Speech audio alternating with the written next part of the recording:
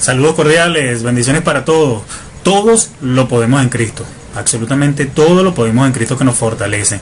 Esa es una palabra de bendición que cada día nos debe llenar para continuar en todo momento, siempre soportados de su gloria, soportados de su misericordia y respaldados de la garantía, con la garantía de Dios Padre, que es nuestro único Salvador.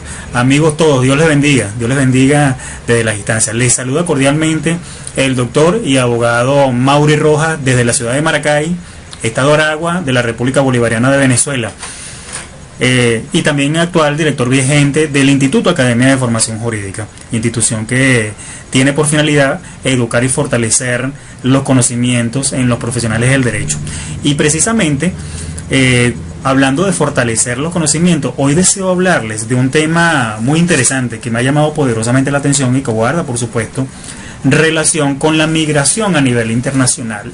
Y el tópico radicalmente versa sobre el derecho internacional humanitario y la migración. ¿Cuál es su relación? ¿Cuál es su vinculación? ¿De qué manera está articulada? ¿Cómo pueden los organismos internacionales poder ayudar a los refugiados, a las personas que se encuentran en condición de migrantes? En este orden de ideas, el propósito fundamental de esta conferencia será muy puntualmente el poder proporcionar a los participantes los conocimientos académicos y profesionales que giran en torno al derecho internacional humanitario y su relación con la migración.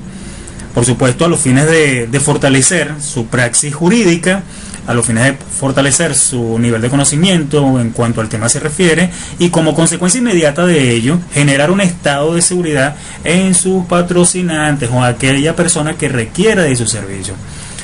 Partiendo de ello, vamos a abordar muy enfáticamente los conceptos sobre el derecho internacional humanitario en el mundo y de manera continua el derecho internacional humanitario y su relación, su vinculación, como lo acabo de señalar, con la migración. Ahora bien, fíjense ustedes, este tema es completamente, íntegramente importante para conocimiento a nivel mundial, no solamente para los profesionales del derecho, sino para toda la ciudadanía. A nivel mundial, reitero, ¿no? Porque debemos respaldar cada una de nuestras afirmaciones, debemos respaldar cada una de nuestras conductas con un conocimiento claro sobre los temas que guarden relación, por supuesto, y que puedan fortalecer nuestras actividades, nuestro nivel de conciencia. Ahora bien, no es objeto, por supuesto, en esta pequeña intervención conferencial, el tratar de establecer un análisis de las razones que empujan a un individuo a la migración. Aunque sí debo manifestarles que son muchas y muy complejas las causas que están inmersas en el origen de este fenómeno migratorio. Entre estas causas, dentro de esta cantidad de motivos, el mayor o menor índice de desarrollo de los países, el origen de destino o la inestabilidad política y la económica de los primeros. Esas básicamente son las causas que motivan a una persona a migrar. Reitero, el desarrollo de los países, el origen de la inestabilidad, el crecimiento de la inestabilidad política, el crecimiento inestable de un sistema económico que no genera las condiciones de seguridad que requieren los ciudadanos. Aparece claro, por tanto, que la denominada lucha contra la migración irregular y las medidas de devolución forzada de los extranjeros que no tienen derecho, por supuesto, a permanecer en el estado de acogida, son un elemento, reitero, que debería, en caso de trascender en todos los niveles, debe siempre tomarse en cuenta esa condición y debe siempre respetarse, debe, por supuesto, ampararse los derechos de los refugiados, los derechos de las personas que se encuentran en condición de migrantes. Por supuesto, en todos los elementos que están relacionados con la seguridad y el control de las fronteras, que también guarda relación con este tema. Incumbe al Estado la responsabilidad primaria, escuchen bien esto, incumbe al Estado la responsabilidad primaria de proteger a sus nacionales y proporcionarles un nivel de seguridad humana que queda a considerar adecuado. Es decir, reitero nuevamente, es completamente responsabilidad del Estado acoger y proteger a sus nacionales, ofrecerles la seguridad jurídica, ofrecerles la seguridad y la garantía de proporcionarles un nivel de seguridad completamente adecuado a sus expectativas, sus realidades. El cumplimiento de las obligaciones de que ello deriva haría posible la garantía de que el derecho internacional humanitario ha denominado el derecho a no migrar.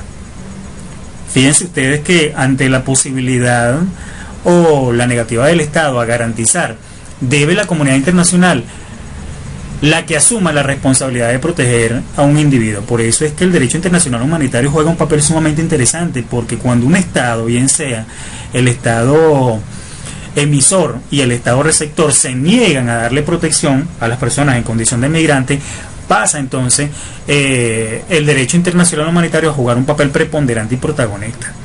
Se entiende entonces que la seguridad humana es completamente un bien político, un bien público de orden global que la comunidad internacional debe proporcionar, asumiendo, claro está, como tarea propia la cooperación para su propia garantía.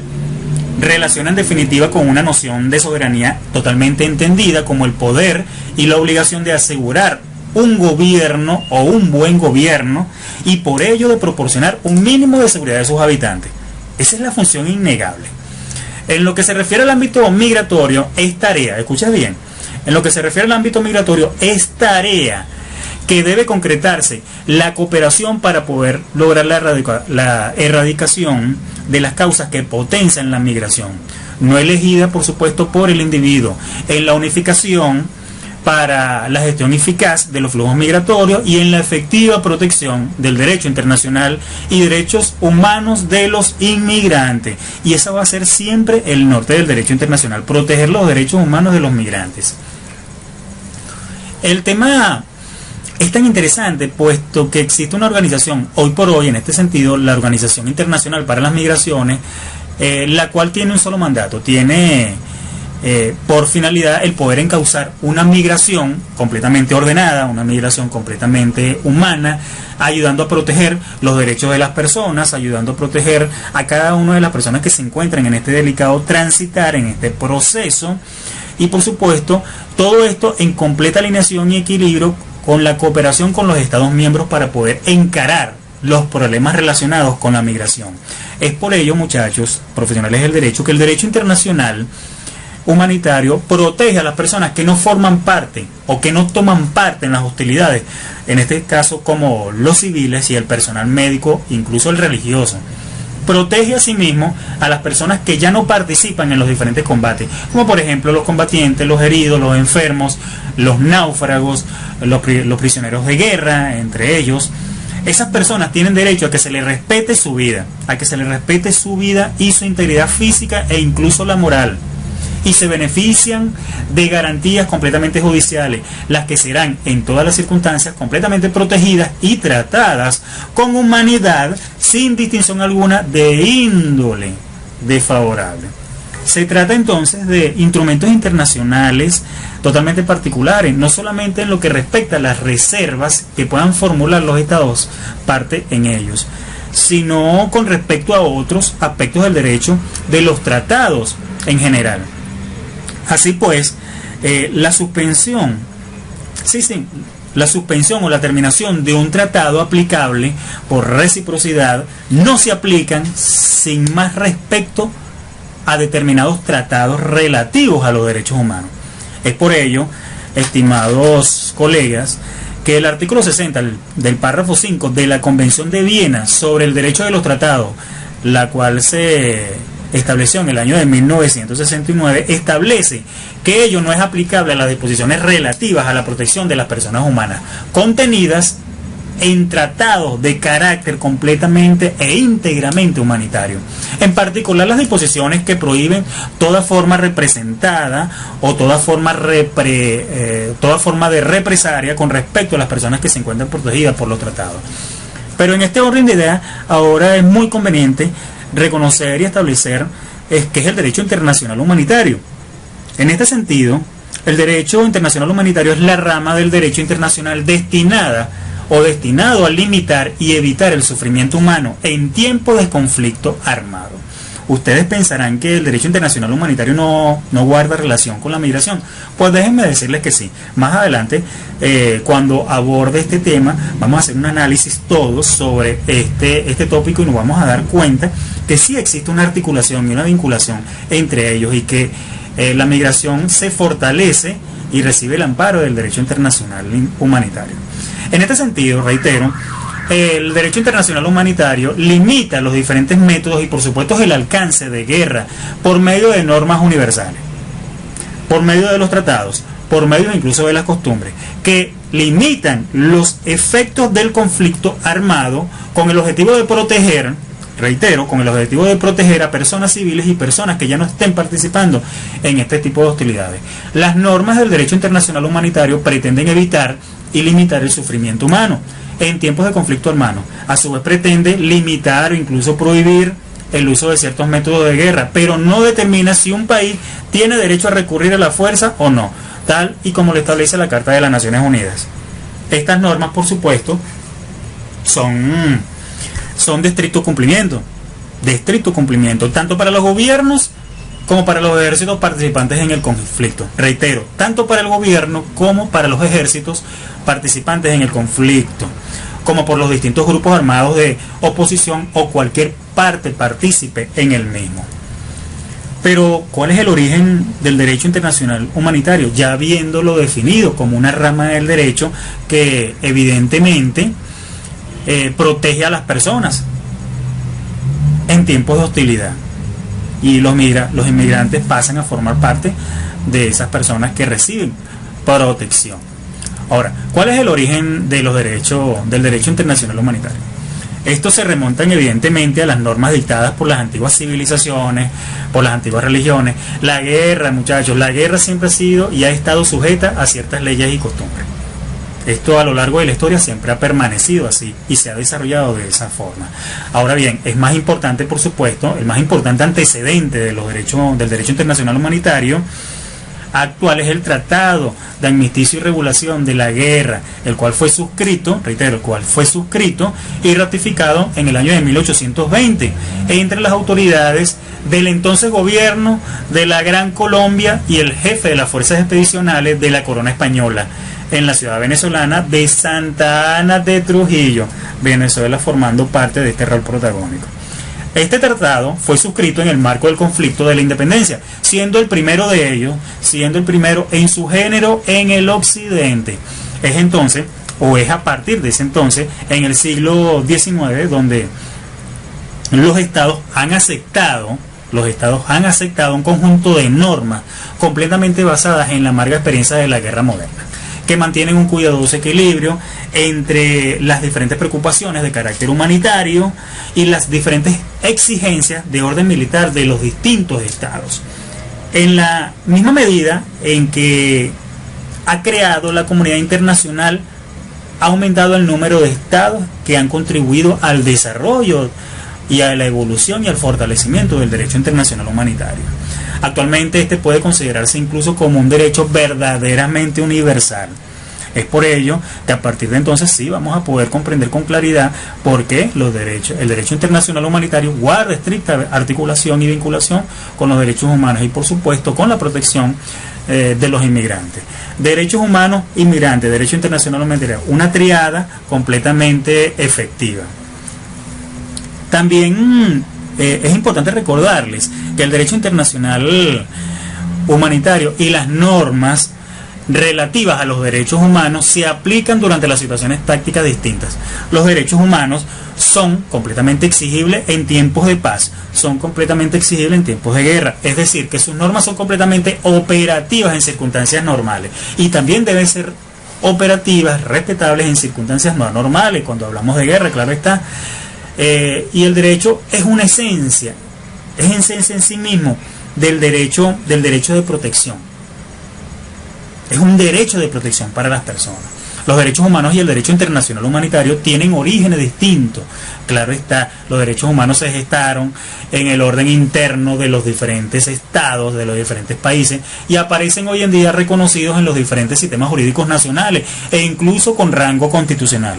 Los derechos humanos por cada Estado, a partir de la Segunda Guerra Mundial, la comunidad internacional experimentó la necesidad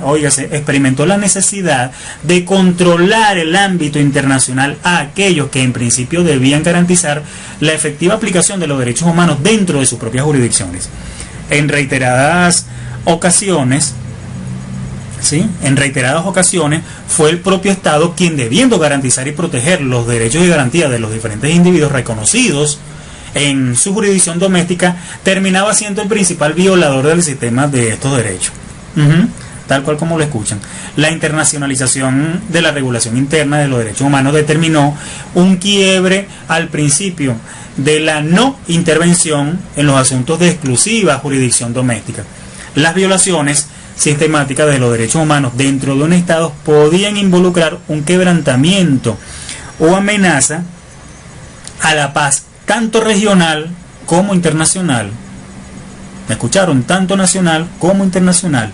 La evolución de los derechos humanos, tanto en el ámbito interno como en el internacional, estuvo y estará relacionada a posiciones completamente político-filosóficas que han dado lugar al desarrollo de ideologías totalmente contrapuestas en cuanto al verdadero contenido y alcance de los derechos sujetos a una debida protección estatal y a un adecuado control internacional. Es por ello que el derecho internacional humanitario, estimados colegas, irrumpe en las relaciones entre los estados durante la segunda parte del siglo XIX como una respuesta a la comunidad internacional a los horrores de la guerra. En este sentido, nace y se desarrolla un movimiento no politizado, tomando distancia de las corrientes de pensamiento político en general. La necesidad de limitar los sufrimientos de las personas, que son completamente innecesarios, la necesidad de evitar el sufrimiento de los combatientes heridos y de los enfermos en el campo de batalla, fue un eslabón inicial en una cadena de protecciones totalmente acotadas a categorías íntegramente específicas de individuos afectados por los conflictos armados. La incorporación de nuevas categorías de víctimas de los conflictos, por supuesto, implicó para el momento la evolución constante en cuanto a la ampliación del ámbito de aplicación de las personas o del personal que ejecutaba y que hacía posible el derecho internacional humanitario. A los heridos y enfermos en el campo de batalla le siguió en el tiempo la regulación de la protección debida a los náufragos, luego la de los prisioneros de guerra, y como consecuencia de las traumáticas experiencias vividas durante la Segunda Guerra Mundial también. Finalmente se reguló la protección debida de la población civil totalmente afectada por los conflictos armados. Hoy en día existen, por supuesto, nuevas categorías específicas de personas protegidas, así como también se protege dentro del derecho internacional humanitario a determinados grupos de personas vulnerables, tanto mujeres como a niños, dentro de situaciones de conflictos armados. Pero ¿cuáles son las regulaciones? ¿Cuáles son esas normativas que protegen, que dan vida, que hacen cuerpo, que permiten constituir el derecho internacional humanitario para que estos puedan generar un amparo, un estado de amparo, un estado de protección, un estado de abrazo y de cobijo para las personas que se encuentran en condición de migrantes, para las personas que se encuentran afectadas por un conflicto bélico, para las personas que se encuentran en calidad de refugiados, para personas que se encuentran en una condición totalmente desfavorable o anormales?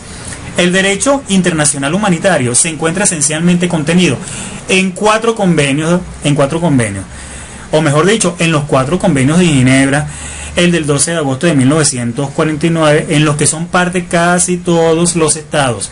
Estos convenios se completaron con otros 2 tratados, los protocolos adicionales de 1977, relativos a la protección de las víctimas en los conflictos armados.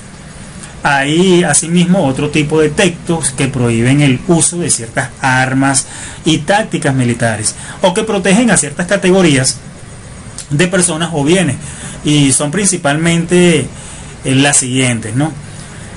La Convención de La Haya en 1954, y esta se da para la protección de los bienes culturales en caso de conflictos armados, y 2 protocolos adicionales.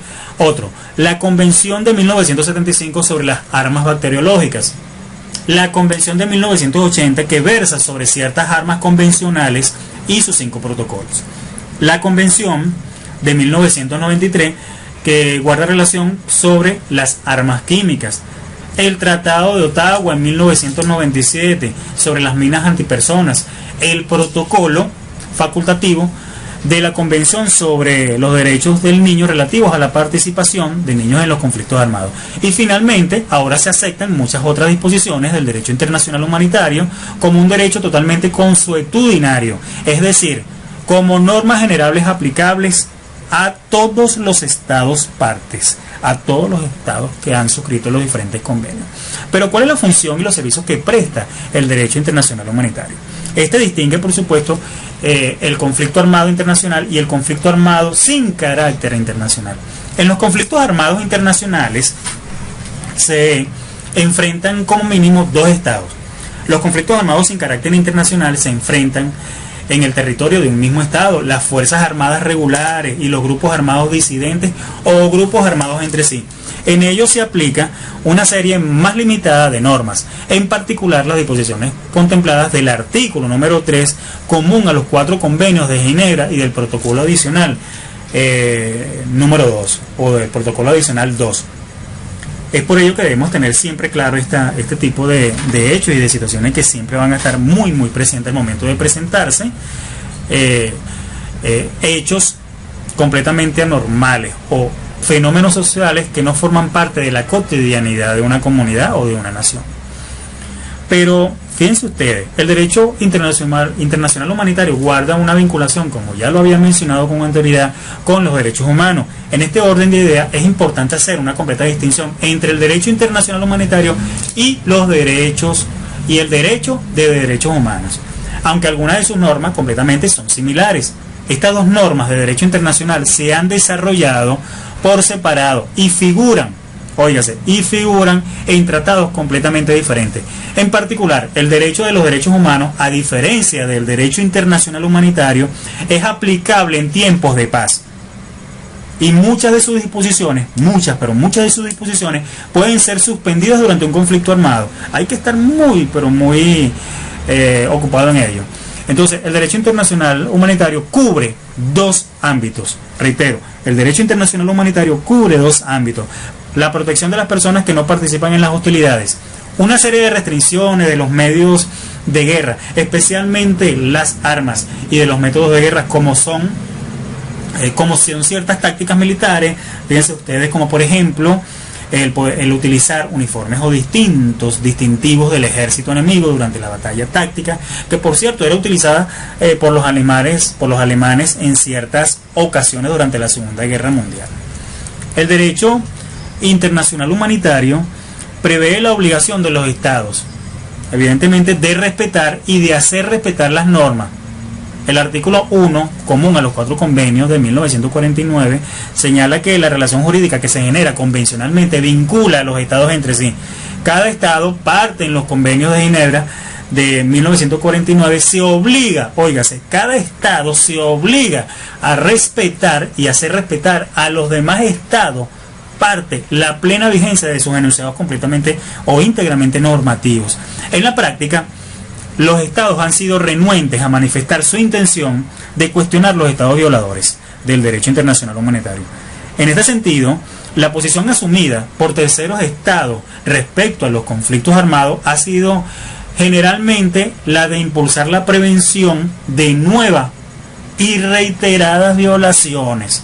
Esa tiene que ser el norte: respetar y hacer respetar las diferentes normativas.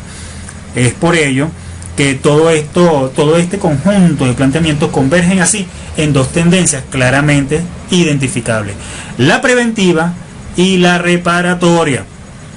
La observancia, sin lugar a dudas, de los derechos humanos se centraliza en la función reparadora, mientras que el derecho internacional humanitario indudablemente cumple una acción eminentemente preventiva. Es por esta razón, insisto, que la difusión del derecho internacional humanitario es vital a los efectos de diseminar el contenido de sus normas en protección potenciales, de sus normas de protección potencialmente en los conflictos armados. No obstante, con el desarrollo actual del derecho internacional público contemporáneo, y esto es un tema que más adelante vamos a abordar porque forma parte de este convenio de conferencias relacionadas al derecho migratorio y sus distintas generalidades, y establecer, por supuesto, afianzar los conocimientos que con respecto a estos tópicos y temas fortalecen nuestra praxis. Reitero, el desarrollo actual del derecho internacional público contemporáneo signado por la proliferación de los derechos humanos y la disminución de los conflictos bélicos. Los principios de ambas ramas del derecho guardan una relación completamente. Tienden a acercarse de una manera mutua, siendo el principio del derecho humano un paraguas rector, un paraguas completamente protector de la vida humana y, por supuesto, completamente alineado con el derecho internacional humanitario.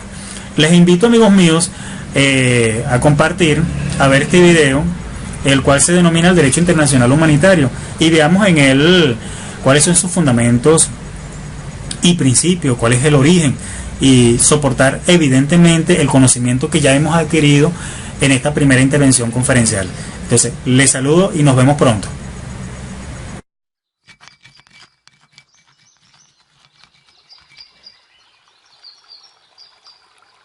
Los seres humanos siempre han recurrido a la violencia como forma de resolver controversias.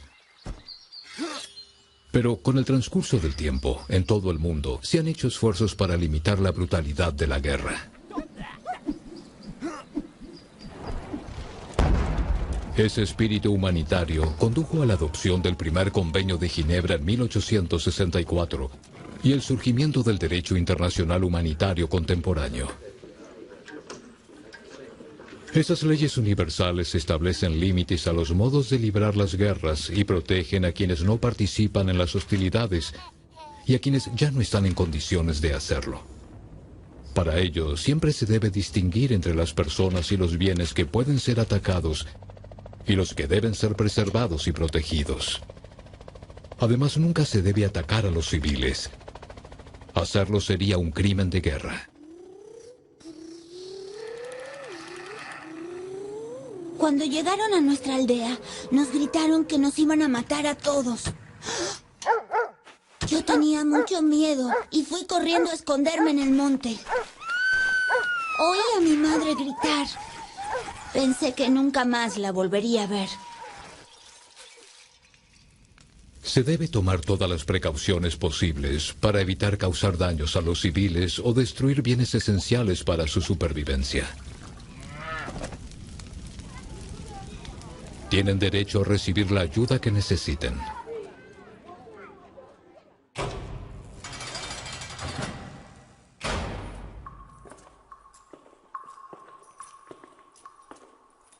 No me preocupaban las condiciones en que vivían los prisioneros. Por personas como él, mi hermano estaba muerto. Él era el enemigo y no significaba nada para mí. Pero después me di cuenta de que tras las rejas, él estaba fuera de acción y ya no era una amenaza para mí o mis familiares. Las leyes de la guerra prohíben la tortura y los malos tratos a los detenidos más allá de su pasado. Los detenidos deben recibir alimentos y agua, y se les debe permitir comunicarse con sus seres queridos. De ese modo se preserva su dignidad y se los mantiene con vida.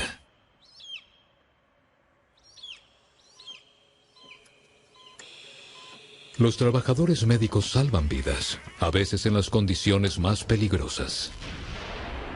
Varios combatientes de ambas partes habían resultado gravemente heridos en una batalla feroz y los estábamos llevando al hospital más cercano. En un puesto de control, un soldado nos amenazó y nos pidió que solo atendiéramos a sus hombres. El tiempo se acababa. Pensé que todos iban a morir. Siempre se debe permitir que los trabajadores médicos cumplan su labor. La Cruz Roja y la Media Luna Roja no deben ser atacadas. Los heridos y los enfermos tienen derecho a recibir atención más allá de la parte a la que pertenezcan.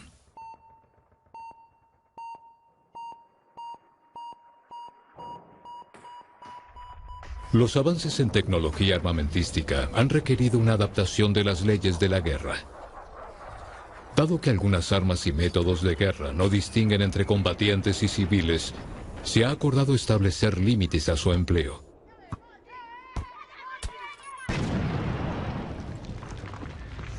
En el futuro, las guerras podrían librarse con robots totalmente autónomos. Pero ¿tendrán esos robots la capacidad de distinguir entre un objetivo militar y una persona que nunca debe ser atacada?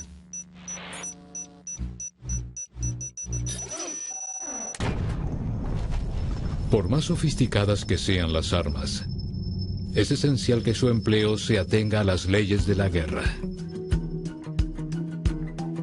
La finalidad del derecho internacional humanitario es que las decisiones que se tomen preserven un mínimo de humanidad en tiempo de guerra y que sea posible volver a vivir juntos una vez finalizadas las hostilidades.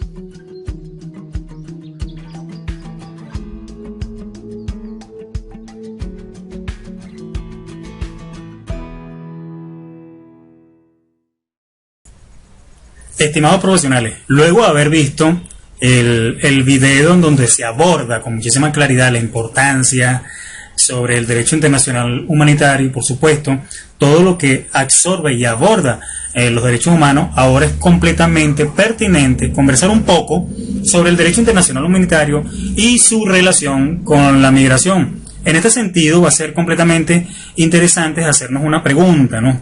Como estudiosos de la ciencia jurídica, por supuesto que propugnan sus valores y principios en la honestidad, en la transparencia y en el estudio constante, así como también en el análisis de los diferentes hechos o fenómenos sociales que benefician y que incluso en muchos momentos, en algunos momentos pueden perjudicar a la sociedad. Entonces, este estudio va a permitir que nosotros podamos ofrecer soluciones bastante y notablemente tangibles, y es por ello que debemos hacernos la siguiente pregunta: ¿en qué consiste la protección por parte de los derechos humanos? Básicamente se trata de instrumentos internacionales, ojo, de instrumentos internacionales completamente particulares, no solo en lo que respecta a las reservas que puedan formular los estados parte en ellos, sino con respecto a otra serie de elementos o aspectos del derecho, muy particularmente de los tratados y en general.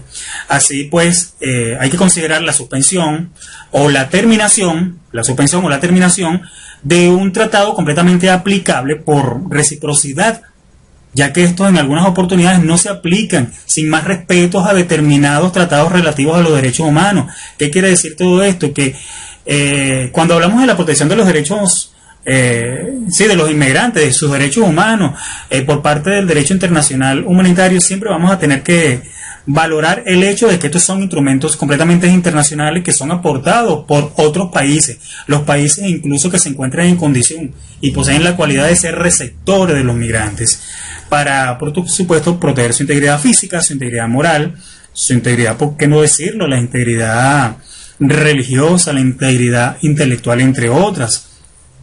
Fíjense ustedes, amados, que el artículo 60, párrafo 5 de la Convención de Viena sobre los derechos de los tratados de 1969 establece que ello no es aplicable a las disposiciones relativas a la protección de las personas humanas contenidas en tratados de carácter humanitario. Básicamente, en particular, las disposiciones que estas disposiciones prohíben, lo diría así, prohíben toda forma de represalia con respecto a las personas protegidas por tales tratados. Los que le había dicho con anterioridad, ¿no?, si bien es cierto, son instrumentos de corte o de carácter internacional, donde deja de ser menos cierto que el norte fundamentalmente, y bien lo refleja, claro está, la Organización Internacional para la Migración, es el hecho de que los países partes en este tratado deben respetar y, por supuesto, deben hacer respetar las normativas y todos los mandamientos que contienen los diferentes tratados para poder proteger a las personas migrantes. Cuando hablamos del derecho internacional humanitario y lo vinculamos un poco, lo vinculamos completamente a los derechos humanos. El derecho de los derechos humanos, básicamente y muy determinantemente, está constituido, como lo indiqué en una anterior oportunidad, por una serie de normas y principios de carácter completamente general que buscan la protección de las personas. Ojo, pero también lo está por una serie de instrumentos y textos de carácter internacional que, basados en gran medida en los primeros, constituyen regímenes específicos de protección que deben verse conjuntamente. Las personas tienen una serie de derechos que emanan del orden jurídico interno y por supuesto del derecho internacional y dentro de la jurisdicción del Estado en el cual habitan o que actualmente están residiendo. El Estado, por supuesto, en consecuencia de ello, el Estado asume la responsabilidad, asume una serie de obligaciones que constituyen la conformación de la norma jurídica. El espacio de aplicación no se va a limitar, por supuesto, a un criterio completamente territorial, sino que se debe considerar a las personas que deben desplazarse por diferentes hechos, llámese por violencia, llámese por genocidio, entiéndase por deficiencia, carencia de una mejor calidad de vida, entre otros aspectos, o por cualquier otra causa. Las situaciones de violencia generan, por supuesto, movimientos de personas que requieren un estado de protección. En primer lugar, el estado en donde se encuentran y en segundo término, el estado en donde se ubican posteriormente. Tanto el país que los ve partir como la nación que los recibe deben ofrecerle, deben generarle ese estado de seguridad legal, ese estado de seguridad y protección. Ante situaciones de violencia, por supuesto, dentro del territorio debe abordarse este tema con muchísima claridad y, por supuesto, con determinación pura. El Estado tiene que garantizarles a todas las personas en condición de migrantes ese estado de seguridad de sus derechos humanos. Un estado de seguridad de sus derechos humanos, y los derechos humanos comprenden un abanico importante de elementos o de componentes que fortalecen la vida. Durante el desarrollo de los conflictos armados, la población internacional y en el derecho interno del Estado territorial pasa a jugar parte importante. Asumen los países, asumen los estados, asumen las naciones un papel completamente protagónico en todo aquello que respecta a la protección, a la garantía y a la seguridad de las personas en condición de migrantes. Las situaciones por supuesto, no se van a limitar en el territorio de un estado, sino que se extienden, crecen. Las personas suelen desplazarse a otros países, a los países vecinos, a los vecinos limítrofes e incluso de terceros estados y por supuesto en ocasiones ajenos a esta órbita regional o incluso continental. Estas personas tienen por supuesto garantías fundamentales. Tienen garantías fundamentales en normas de aplicación general, pero también en regímenes en regímenes íntegramente jurídicos y por supuesto específicos que complementan el desarrollo de esta normativa o de estas normativas de protección internacional.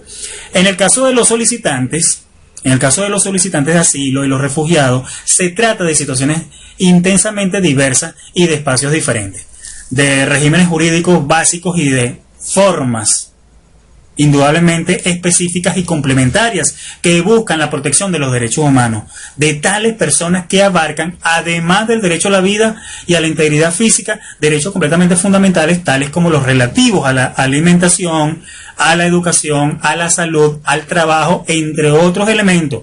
Los grupos civiles requieren también la protección particular del Estado con base en el derecho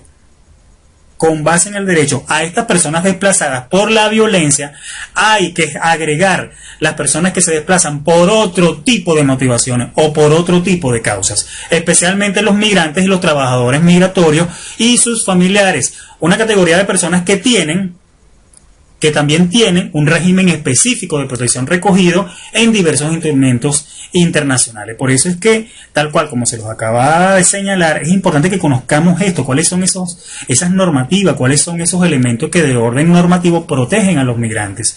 Millones de personas se han desplazado a otros países en búsqueda de mejores condiciones de vida. De ello estamos claros. Las cifras tienden, amigos profesionales, las cifras tienden a aumentar cada vez más y por supuesto se facilita ese movimiento por un esquema de la globalización que caracteriza hoy las diferentes relaciones internacionales. La pobreza está sin lugar a dudas, sin duda alguna, como base de estos movimientos. Es lo que impulsa a las personas a tomar esas decisiones tan drásticas. Las condiciones de vida en algunos países en desarrollo obligan a muchas personas a moverse hacia el exterior, convirtiéndose en migrantes y en trabajadores migrantes. Ahora bien, dicho lo anterior, recordemos un poco el pasado, ¿no? Recordemos este instrumento internacional que ha causado impacto y que debe tenerse siempre presente. Y me estoy refiriendo básicamente a la Declaración Universal de los Derechos Humanos. El comité de redacción encargado de elaborar la declaración se basó básicamente, en el año de 1789. Se basó en los derechos del hombre y del ciudadano como un instrumento producido por el Congreso Nacional en aquel momento, la Liga de los Derechos Humanos. En 1948, en que también se introducen diferentes conceptos relativos a los derechos económicos, relativos a los derechos sociales, relativos a los derechos culturales, completamente fundamentándolos en la dignidad intrínseca de la persona, en la dignidad intrínseca de todas las personas. Revisando, ya una vez revisados los protocolos actuales, se plantea en sus documentos que el derecho a la vida, que el derecho a la libertad, que el derecho a la seguridad es la disposición, óigase bien, es la disposición principal de la declaración, que expresa notablemente los derechos fundamentales del hombre, expresa los derechos fundamentales en el hombre, basándose por supuesto en los artículos siguientes. Nadie va a ser sometido, nadie será sometido ni a la servidumbre ni a ningún tipo de tortura. La esclavitud y la trata de esclavos tampoco. Evidentemente, ninguna persona podrá ser sometida a la tortura ni a penas o tratos crueles, inhumanos o degradantes, la esclavitud o el trabajo forzado, el arresto o la detención arbitraria y la injerencia arbitraria en la vida privada, la propaganda bélica y la instigación al odio racial o religioso. Estas personas pueden acogerse a la categoría de refugiados.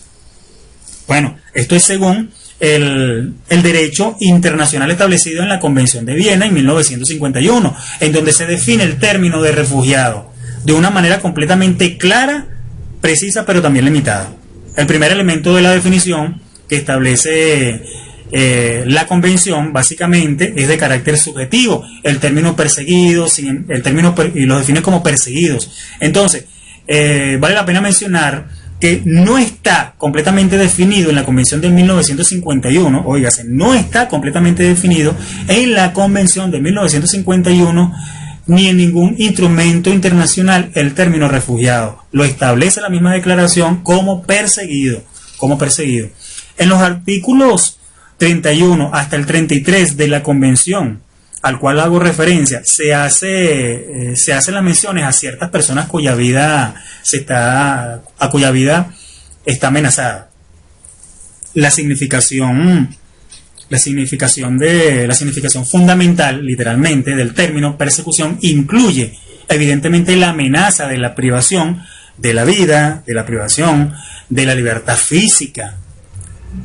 Y establece la misma convención que se deberá conducir a la negociación, debe ceñirse a la negociación y a la elaboración de un protocolo en 1967 que introdujo cambios notables, cambios completamente importantes en la relación con esta limitación.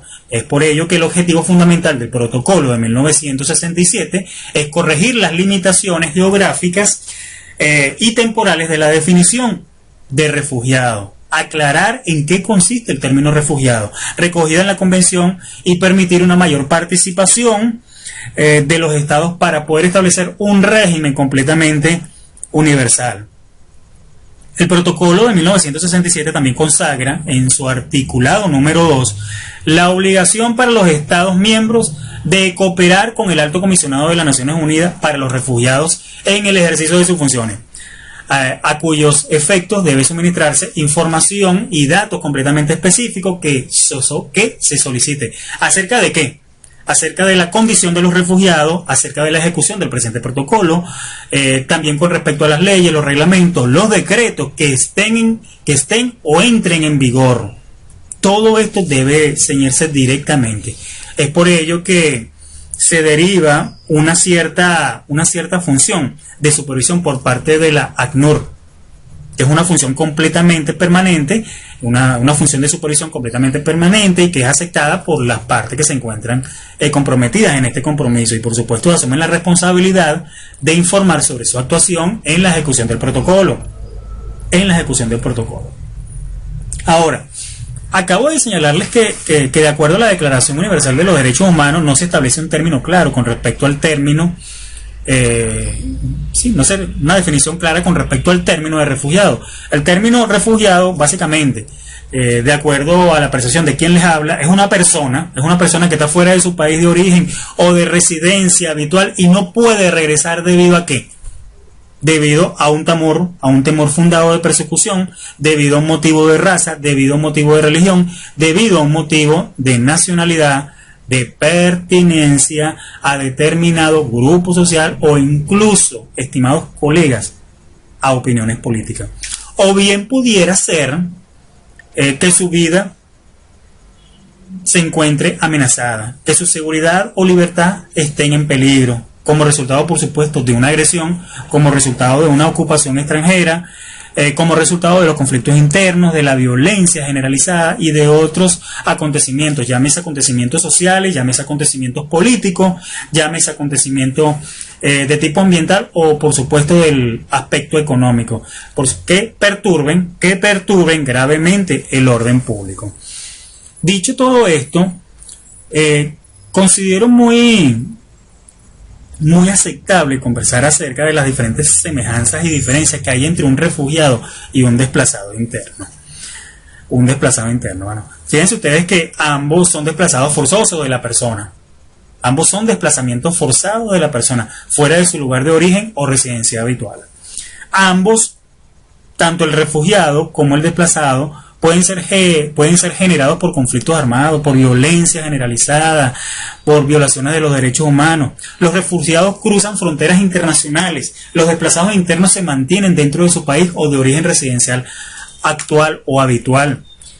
Las catástrofes naturales están reconocidas como causas de movimientos de los desplazados internos, pero no de los refugiados.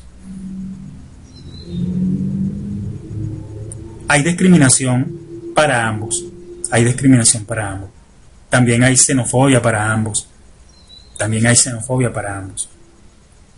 Y ambos requieren de un trato digno y humano. Ambos requieren que se les proteja de la tortura. Ambas situaciones requieren de que se les proteja de la esclavitud y de la violencia de cualquier tipo. Así que se les ampare el principio de la unidad familiar, que no se les prohíba el retorno a sus países de origen, que se les permita el derecho al trabajo, que se les permita el derecho a la educación, que se les permita el derecho a la atención a la salud, que se les respete su derecho de exigir la atención a las necesidades especiales según la diversidad. Y en síntesis, estimados profesionales, los derechos humanos comunes a todas las personas. Los derechos humanos comunes a todas las personas. Ahora bien, también es alineable hablar acerca de los diferentes flujos o de los flujos migratorios que son mixtos. Hay migraciones de orden económico, y aquí donde las personas que huyen por violencia y las personas que huyen por la persecución, personas refugiadas en movimientos secundarios, personas en busca de reunificación familiar y víctimas de trata humana, personas desplazadas por desastres naturales y condiciones completamente ambientales. Nuestro mundo, entiéndase esto, nuestro mundo es complejo y globalizado a la necesidad y a la prepotencia de algunos gobiernos que son los causantes de este tipo de movimiento de personas y la necesidad, claro está, de su propia protección por el derecho internacional humanitario. Indudablemente, cada día en el mundo crece el hambre y crece la miseria, producto de una globalización completamente desmedida, producto de un capitalismo voraz, producto de un desorden social, producto del descontento social como consecuencia directa de un sistema político completamente errado, no ajustado a una realidad, entre otros. Hay marginalidad social, hay marginalidad económica, hay discriminación, hay insuficiencia, hay insuficiente sistema de asistencia a la salud Hay pandemias y epidemias que diezman a los diferentes pueblos. Está reapareciendo el racismo y la xenofobia, como lo acabo de señalar. Hay narcotráfico, hay desigualdad, hay desempleo, y esto suele ser algo completamente cotidiano.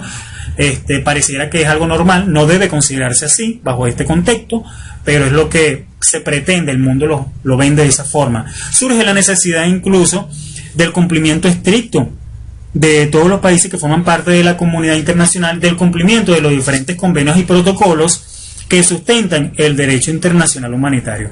Nótese ahora acerca del porqué, la insignificancia de conversar sobre este tema, sobre el derecho internacional humanitario como un sistema o como una norma regulatoria para la protección de las personas en condición de migrante, una norma regulatoria que protege a toda persona de ser vilipendiado, de ser dejado, de ser maltratado, entre otros aspectos. Yo pienso que ahí debemos generar, la sociedad hoy por hoy debe generar conclusiones completamente tajantes, particularmente las mías. Yo pienso que se puede cambiar la historia. Pienso que se puede cambiar la historia cuando hablamos del derecho internacional, cuando hablamos de la protección que genera el derecho internacional humanitario a las personas en condición de desplazados, en condición de refugiados, en condición de migrantes. Y esta es que sí se puede, sí podemos cambiar la historia. Indudablemente podemos cambiar la historia. Si logramos que todos asuman una responsabilidad, si logramos que todos asuman un compromiso, si logramos que todos asuman un papel activo ante los hechos actuales. Que seamos completamente capaces de formar una conciencia humanista en hombres y mujeres, es decir, de todos. Si hacemos de la solidaridad algo completamente cotidiano, si no colocamos al sistema económico como una prioridad, y por el contrario colocamos la filosofía humanista como prioridad, también me atrevería a generar ciertos reconocimientos, ciertas recomendaciones para aliviar todo esto, para aliviar el sufrimiento de las personas. Una de ellas es prestar el auxilio de acuerdo a la necesidad y urgencia del que lo necesita, que la labor humanitaria sea completamente voluntaria a los fines de que se evite la guerra y entremos en un proceso de paz global, de paz mundial. Que sus enemigos, hay que recordar que por supuesto los enemigos del hombre es el egoísmo, la indiferencia y el desaliento. Debemos tratar de hacer desaparecer las causas que entorpecen la paz. Debemos aumentar nuestros niveles de diálogo, debemos aumentar nuestros niveles de comunicación y por supuesto en una sobreabundancia el bienestar de los pueblos, porque yo creo y estoy convencido que el mundo es completamente cambiable y podemos tener un mundo nuevo y todo esto es posible, todo es completamente posible. Fíjense ustedes, profesionales, que el movimiento migratorio, cuando hablamos de la protección de los migrantes por el derecho internacional humanitario, también debemos recordar que aquí se establece con muchísima preponderancia el derecho y el establecimiento del derecho migratorio. En este orden de ideas existe un movimiento migratorio a través de fronteras internacionales y que puede generar graves consecuencias humanitarias. Y dar lugar a necesidades en materia de protección, en materia de asistencia de los migrantes. Si bien muchas personas llegan a destino en forma segura, otras no suelen tener esta misma suerte. Otras pueden encontrarse en países ya sea que vivan en ellos o que estén de tránsito donde existan conflictos armados, y es posible que tengan grandes dificultades o que sean particularmente vulnerables. Que sean completamente vulnerables. Ante estas situaciones, los migrantes, como miembros de la población civil, están protegidos por el derecho internacional humanitario contra estos efectos de las hostilidades, y si caen en manos de algunos de los países en conflicto también son protegidos. La declaración del Comité de la Cruz Roja sobre el Pacto Mundial para la Migración ha establecido que los migrantes son ante todo seres humanos, que los migrantes son ante todo personas.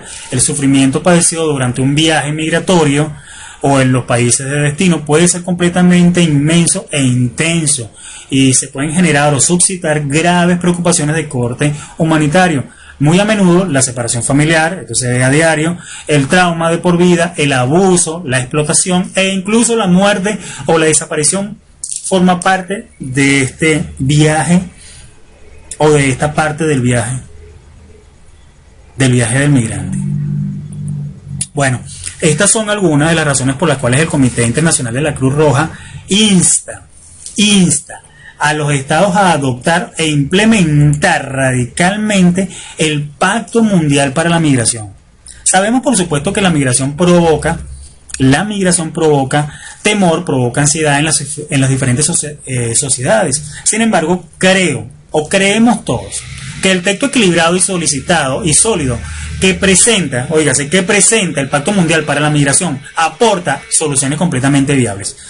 Yo pienso particularmente, profesionalmente considero que puede contribuirse para abordar la dimensión completamente humanitaria de la migración mientras se mantenga la capacidad de los estados para gestionar la migración. El Comité Internacional de la Cruz Roja cree que si se implementa el Pacto Mundial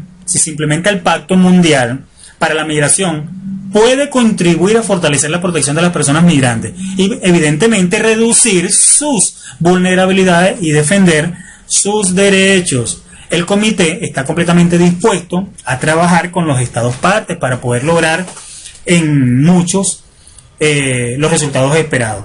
Deben perseverarse los intereses de los estados, pero también deben preservarse la dignidad de millones de hombres y mujeres que se encuentran en este tipo de condiciones. Hay que aprender a respetar, hay que comprometerse a trabajar juntos para poder prevenir y abordar la difícil situación de los migrantes desaparecidos, incluso de sus familiares. Hay que evitar la detención de personas fundada únicamente en su condición migratoria, excepto como una medida de último recurso. Y por supuesto asumir un compromiso pleno de poner fin a la detención de niños migrantes.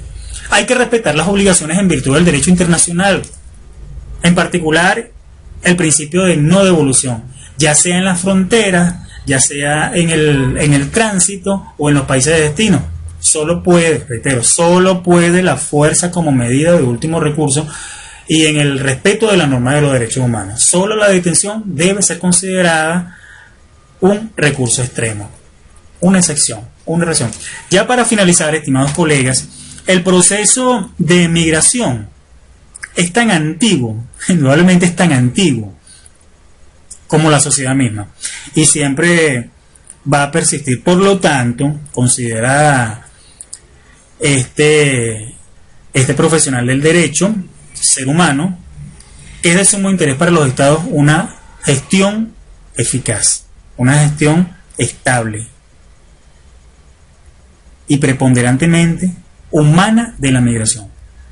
Les invito a visualizar el video Las migraciones y los derechos humanos, en donde participa activamente el profesor Javier de Lucas, que es catedrático vigente de la filosofía del derecho en la Universidad de Valencia, España, quien nos habla sobre la crisis del genocidio en Siria y nos da una visión bastante amplia acerca de la situación de los migrantes a nivel mundial y cómo pueden ser estos protegidos por los diferentes instrumentos internacionales. Entonces, nos vemos y les deseo ante todos, ya para culminar esta conferencia, la mejor de las bendiciones de parte de nuestro Señor Jesucristo, y les invito a continuar preparándose en esta área tan determinante a nivel mundial, como lo es el derecho migratorio, el derecho internacional humanitario y la relación que guarda una articulación activa con los migrantes. Entonces, Dios les bendiga, sean todos ustedes. Dios les bendiga, se les quiere mucho.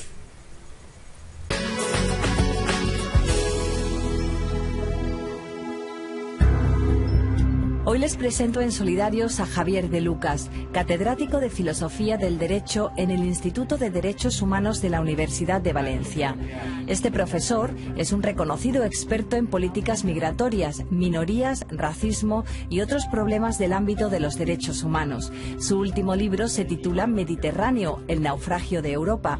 Hoy Javier nos abre un hueco en su agenda de conferencias para hablar sobre la crisis que ha generado 4 años de genocidio y guerra civil en Siria, porque este es también un problema de Europa que tiene entre sus principios el de solidaridad.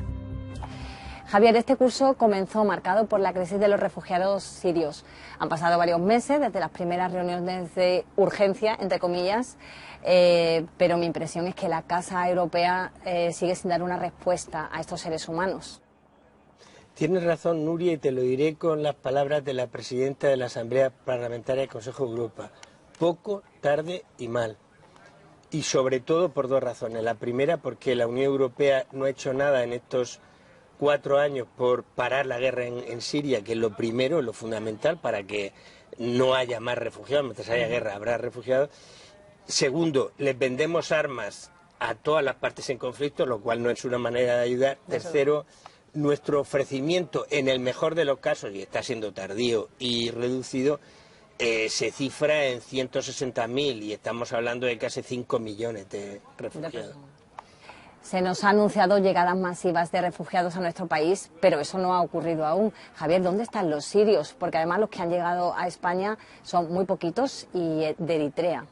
Es una excelente pregunta. Digamos que los sirios, desgraciadamente, los que han llegado están en camino o están en campos a lo largo del camino.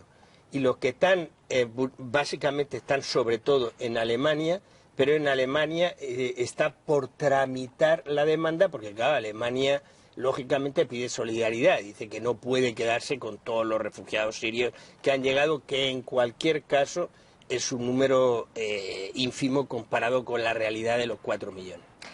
Estas personas, Javier, tienen derecho a pedir el asilo político, pero lo han solicitado muy pocas. ¿Por qué no lo están haciendo? ¿Por qué no solicitan ser asilados? Se sabe porque instituciones europeas de muy diferente índole, no digo ya organizaciones no gubernamentales, instituciones oficiales, desde la Agencia de Derechos Fundamentales hasta la Comisaría de Derechos Humanos del Consejo de Europa, pasando por la Dirección General de Cooperación, saben que lo fundamental es actuar en las causas. Es decir, ¿por qué la gente se va a otro país? Eso lo escribió Montesquieu hace casi ya 3 siglos. Para tener más libertad y para tener una vida con mayores condiciones, o con mejores, perdón, condiciones económicas. Entonces, lo primero que hay que hacer es que la gente no se vea obligada a irse de sus países, porque en principio la gente no se va por gusto. Algunos se irán por gusto, pero la inmensa mayoría se van porque no tienen libertades o porque no tienen oportunidades de trabajo o porque no tienen oportunidades de una vida digna.